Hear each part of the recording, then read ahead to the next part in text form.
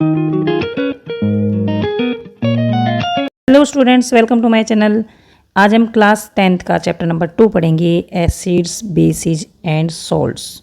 ये काफ़ी interesting chapter है, काफ़ी इजी भी है, आपको इजीली ये समझ आ जाएगा। बस आप वीडियो को अच्छी तरह से ध्यान से देखना और जो मैंने समझाया है वैसे समझते जाना, तो आपको ये अच्छी तरह से समझ में आ जाएगा। तो चलिए शुरू करते हैं। You have learned in previous classes, आपने प्रीवियस क्लासेज में पढ़ा था कि एसिड्स जो होते हैं वो तो खट्टे होते हैं टेस्ट में, और जो बेसिस होते हैं वो कड़वे होते हैं। मतलब एसिड्स जो होते हैं वो सोर होते हैं और बेसिस होते हैं वो बीटर इन टेस्ट होते हैं। तो यहाँ से पहली पहचान तो ये होगी, एसिड्स जो होते हैं वो सोर होते हैं और जो बेसिस होते हैं वो बीटर इन टेस्ट होते हैं। ये टेस्ट से इनको पहचाना जाता है। लेकिन हम हर चीज़ को टेस्ट नहीं कर सकते, क्योंकि हर चीज़ को चख के नहीं देख सकते हम।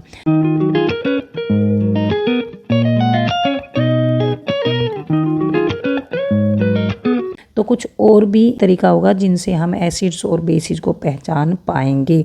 तो ये तरीके भी हम इसमें पढ़ेंगे। If someone in your family, अगर कई बार आपकी फैमिली में किसी को एसिडिटी हो जाती है, जब हम ज़्यादा खाना खा लेते हैं तो एसिडिटी की प्रॉब्लम हो जाती है, क्योंकि हमारे पेट में पहले ही हाइड्रोक्लोरिक एसिड होता है और ज़्यादा उसके अंदर एसिड मिल जाता है तो उससे एसिडिटी हो जाती है। अब इस एसिडिटी को ख़त्म करने के लिए क्या आप लेमन जूस पिएंगे या फिर विनेगर पिएंगे या फिर बेकिंग सोडा सॉल्यूशन पिएंगे? तो एसिडिटी अगर हो जाती है तो उसके लिए हम एंटी एसिड्स पीते हैं। एंटी एसिड्स जो होते हैं वो बेसिज होते हैं। ये जो एंटी एसिड्स होते हैं ये बेसिज होते हैं, एसिड्स के अपोजिट ये बेसिज होते हैं। तो एसिडिटी को ख़त्म करने के लिए हम बेसिज पीते हैं। ऐसा क्यों? क्योंकि जो एसिड्स और बेसिज अगर आपस में रिएक्शन करते हैं, एक दूसरे के साथ मिक्स होते हैं, तो वो एक दूसरे के इफ़ेक्ट को ख़त्म कर देते हैं। Surely you must have used your knowledge about the ability of acids and bases to nullify each other's effect. Acids और बेसिस अगर आपस में रिएक्शन करते हैं, एक दूसरे के साथ मिक्स किए जाते हैं, तो वो एक दूसरे के इफ़ेक्ट को ख़त्म कर देते हैं। तो एसिड्स के इफ़ेक्ट को ख़त्म करने के लिए उसमें क्या मिलाया जाता है? बेसिज मिलाए जाते हैं। तो एसिड प्लस बेस ये बनते हैं सॉल्ट। तो जब एसिड में बेस को मिलाया जाता है तो सॉल्ट बनता है। ये जो सॉल्ट है ये ना तो एसिडिक होता है ना ही बेसिक होता है। लेकिन ये ध्यान रखना है, जितना स्ट्रॉन्ग एसिड है उतना ही स्ट्रॉन्ग इसमें बेस मिलाना पड़ेगा, तब जो सॉल्ट बनेगा वो ना तो एसिडिक होगा ना ही बेसिक होगा, क्योंकि ये एक दूसरे के इफेक्ट को नलीफाई कर देते हैं, एक दूसरे के इफेक्ट को ख़त्म कर देते हैं। और इस रिएक्शन को न्यूट्रलाइजेशन रिएक्शन बोला जाता है।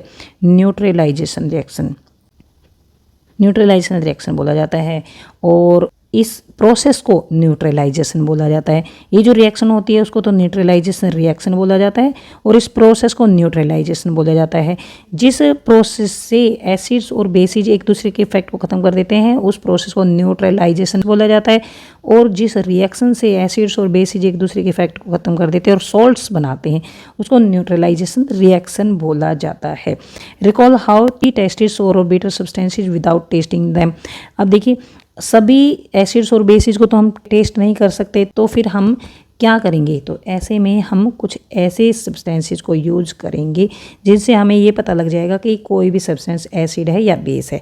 You already know that acids are sour in taste और and change the colour of blue litmus to red. तो हम जानते हैं कि एक तो इसको लिटमस पेपर का यूज़ करके हम एसिड्स और बेसिस का पता लगा सकते हैं कि कौन सा सब्सटेंस एसिड है कौन सा बेस है।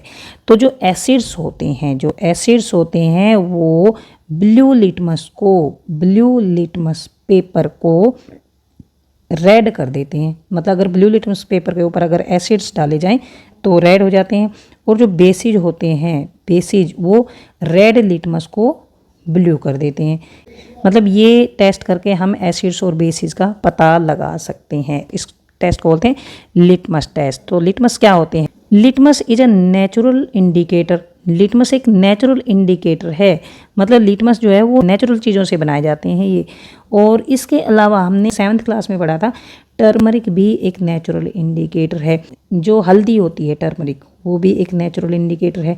जो टर्मरिक होती है वो बेसिस के साथ, टर्मरिक प्लस बेसिज, टर्मरिक जो बेसिज के साथ रेड कलर देती है टर्मरिक, ये भी एक नेचुरल इंडिकेटर है, अनदर नेचुरल इंडिकेटर है।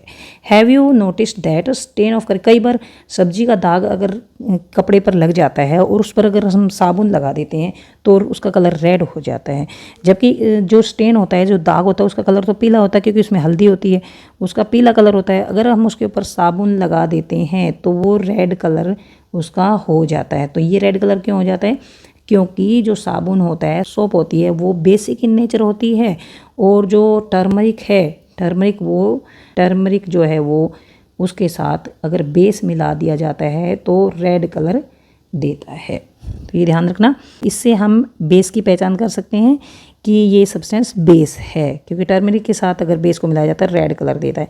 एसिड्स को अगर टर्मरिक के साथ मिलाया जाता है तो उस पर कोई इफेक्ट नहीं होगा, वो येलो का येलो ही रहेगा।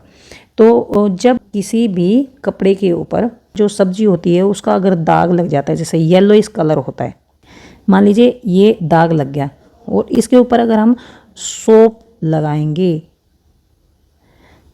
तो ये रेड कलर हो जाएगा इसका। और अगर फिर इसको हम धो देंगे पानी से, इसको अगर हम पानी से धो देंगे, इसको अगर पानी से धोएंगे तो फिर से येलो कलर हो जाएगा, क्योंकि सोप हट गया यहाँ से, फिर दोबारा से येलो कलर हो गया। तो इससे ये पता लगता है कि जो टर्मरिक है वो भी एक बेसिक इंडिकेटर है, वो बेस के बारे में बताता है कि कोई भी सब्सटेंस बेस है या नहीं है। तो ये दो चीज़ों का हमें पता लग गया, एक तो लिटमस पेपर और दूसरा टर्मरिक, ये दो नेचुरल इंडिकेटर्स होते हैं। इसके बाद हम आते हैं कुछ सिंथेटिक इंडिकेटर्स के बारे में पढ़ते हैं। दो नेचुरल इंडिकेटर्स के बारे में हमने पढ़ लिया है, लिटमस पेपर और टर्मरिक, ये नेचुरल इंडिकेटर्स हैं। अब हम पढ़ेंगे सिंथेटिक इंडिकेटर्स। सिंथेटिक इंडिकेटर्स वो इंडिकेटर्स होते हैं जो नेचुरल नहीं होते हैं, मैन मेड इंडिकेटर्स होते हैं। वो भी एसिड्स और बेसिस के बारे में बताते हैं, लेकिन वो मैन मेड इंडिकेटर्स हैं। ये है एक तो मिथाइल ऑरेंज और एक है फिनोप्थलीन, ये है सिंथेटिक इंडिकेटर्स। जो मिथाइल ऑरेंज है वो एसिड्स के साथ, मिथाइल ऑरेंज के साथ अगर एसिड्स मिलाते हैं तो रेड कलर देता है, और अगर बेस मिलाते हैं तो येलो कलर देता है, ये मिथाइल ऑरेंज। और जो फिनोप्थलीन होता है वो बेसिस के साथ तो डार्क पिंक कलर देता है, डार्क पिंक मतलब काफ़ी मैजेंटा कलर जो होता है, और एसिड्स के साथ कलरलेस रहता है। फिनोप्थलीन ये है बेसिस के साथ पिंक देता है और एसिड्स के साथ कलरलेस। फिनोप्थलीन भी कलरलेस होता है, उसको अगर एसिड्स के साथ मिलाया जाता है तो वो कलरलेस ही रहता है, और अगर बेसिस के साथ मिलाया जाता है तो वो पिंक कलर इसका हो जाता है। तो यहाँ तक आपको ये समझ आ गया होगा कि नेचुरल इंडिकेटर्स कौन कौन से हैं और सिंथेटिक इंडिकेटर्स कौन कौन से होते हैं, और एसिड्स और बेसिस के साथ उनका कलर क्या क्या हो जाता है। तो in this chapter we will study that the reactions of acids and bases, how acid and bases cancel each other's effect, and many more interesting things that we use and see in our day to day life। तो देखिए ये मैंने पहले ही बता दिया आपको कि जो एसिड्स और बेसिज होते हैं वो एक दूसरे के इफ़ेक्ट को कैंसिल कर देते हैं, नलीफाई कर देते हैं, न्यूट्रलाइज कर देते हैं।